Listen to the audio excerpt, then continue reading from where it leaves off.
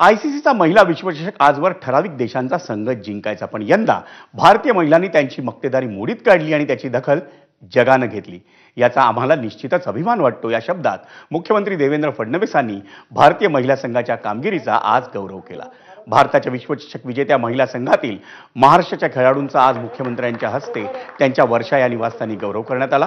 त्यावेळी उपकर्णधार स्मृती मानधना, जेमिमा रॉड्रिक्स आणि राधा यादव यांना प्रत्येकी $2.25 कोटी रुपयांचं इनाम देण्यात आलं।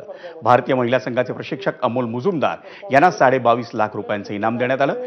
भारतीय महिला संघाच्या सपोर्ट स्टाफमधल्या महाराष्ट्राच्या शिलेदारांना प्रत्येकी 11 लाख रुपयांचं इनाम हे घोषित करण्यात आलं। सगळ्यांनी एक अतिशय चांगली भूमिका, सगळ्यांनी एकापेक्षा एक चांगला परफॉर्मन्स, म्हणजे ईच वन ऑफ यू। आपण पाहूयात भारताच्या विश्वचषक विजेत्या महिला संघातील महाराष्ट्राच्या खेळाडूंविषयी बोलताना मुख्यमंत्री देवेंद्र फडणवीसांनी नेमकं काय म्हटलं। मैदानात डबल एंटरटेनमेंट करत असते, मध्ये मध्ये जे म्युझिक वाजतं त्याच्यावर जे मी सगळ्या प्रेक्षकांना घेऊन ठेवत असते। मला असं वाटतं राधाची स्टोरी तर खूप इन्स्पायरिंग स्टोरी आहे आणि we are very proud of you.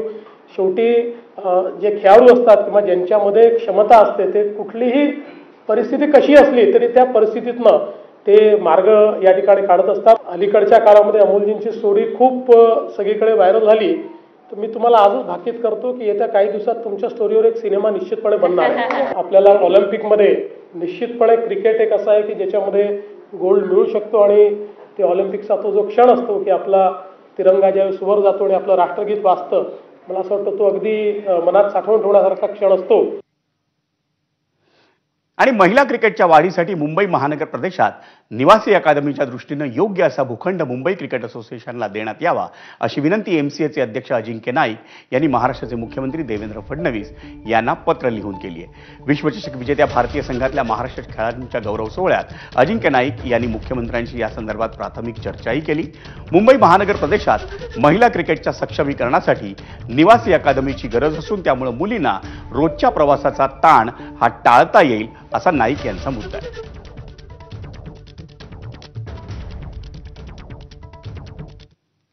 Mumbai cricket association म्हणजे एमसीएच्या